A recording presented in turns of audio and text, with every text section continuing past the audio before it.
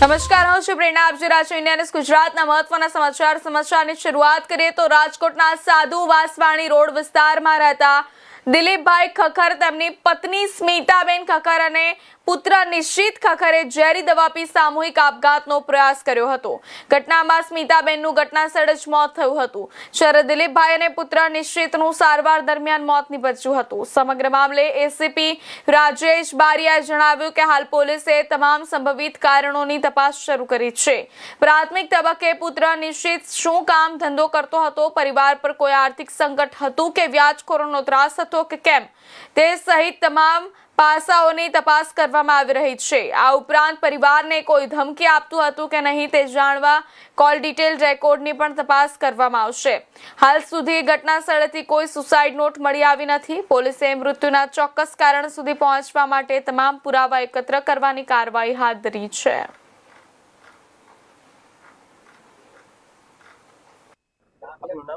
મારું નામ કેડી રઘુવંશી વિવાદ શક્તિ સંઘના ગુજરાત પ્રદેશ અધ્યક્ષ. થોડી વાર પહેલા અમને જે સમાચાર મળ્યા તે મુજબ સાધુ વાસવાની રોડ પર રહેતા અમારા રઘુવંશી સમાજના એક પરિવાર કે જેના 3 સભ્યો એકી સાથે સામૂહિક આત્મહત્યા કરવાનું જે પગલું લીધું છે, તેના કારણે તેનું અત્યારે મોત નીપજ્યું છે. તે માટે આજે રાજકોટ સિવિલ હોસ્પિટલ ખાતે મોટી સંખ્યામાં યુવાનો એકત્રિત થયા છે. ખાસ કરીને આ જે ઘટના બની છે તેને લઈને તમારી શું?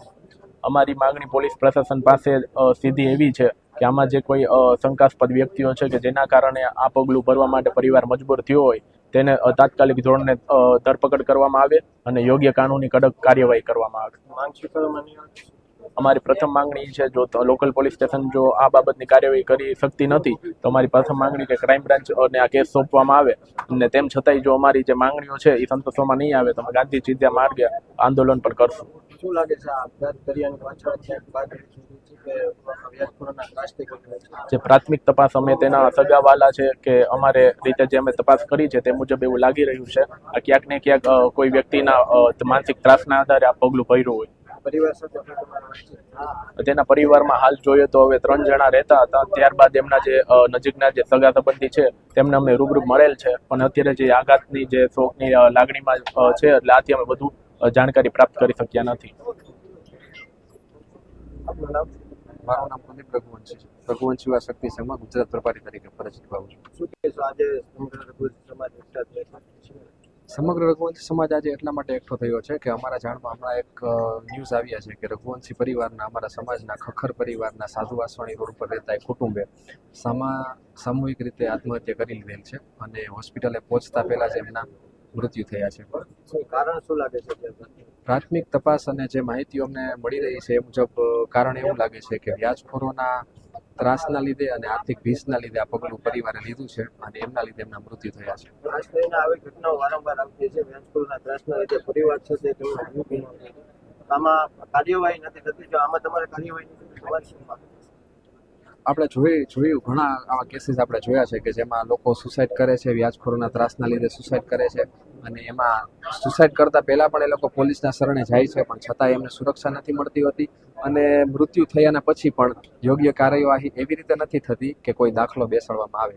અમે આજ વખતે એ જ ડિમાન્ડ કરીએ છીએ પ્રશાસન પાસે કે આ કેસને હળવાશથી લેવામાં ના આવે, જરા પણ હળવાશથી લેવામાં ના આવે અને યોગ્ય અને કડક દાખલો બેસે એવી કાર્યવાહી કરવામાં આવે.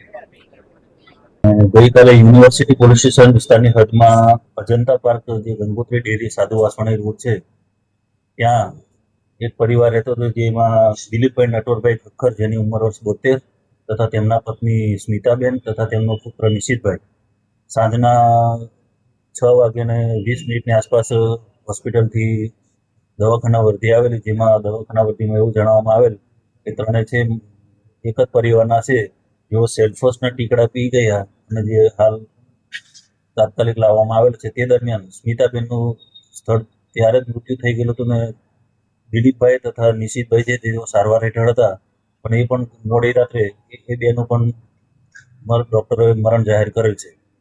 હાલ જાણવા મુજબ એક જ પરિવારના તમામ સભ્યો સામૂહિક આપઘાત કરેલ છે, જેથી એનું હાલ તાત્કાલિક કારણ જાણવું હાલ તપાસ ચાલી રહી છે.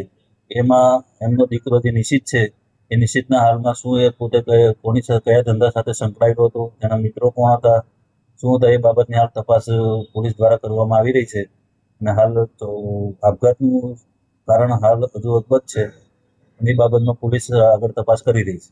સાહેબ, ખાસ કરીને જે પરિવારજનો છે એ લોકો એવું કહી રહ્યા હતા કે વ્યાજખોરો તેમને ત્રાસ આપતા હતા. આ દિશામાં કોઈ તપાસ આ તમામ દિશામાં તપાસ કરવામાં આવશે. વ્યાજે પૈસા લીધા હતા, તો કોઈ ધંધામાં ખોટ ગઈ હતી કે પોતે શું હતું, એના બાબતે તેમની તમામ કોલ ડિટેલો કાઢીને ચકાસી અને આગળની બધી તમામ પ્રોસિજર કરવી અને એને શું કારણોસર આપઘાત થયેલ છે એ બાબતની તપાસ હાલ યુનિવર્સિટી પોલીસ દ્વારા કરવામાં આવી રહી છે. કોઈ સુસાઇડ નોટ કેવું મળ્યું? ના, હાલ કોઈ સુસાઇડ નોટ એવી કંઈ મળેલ નથી.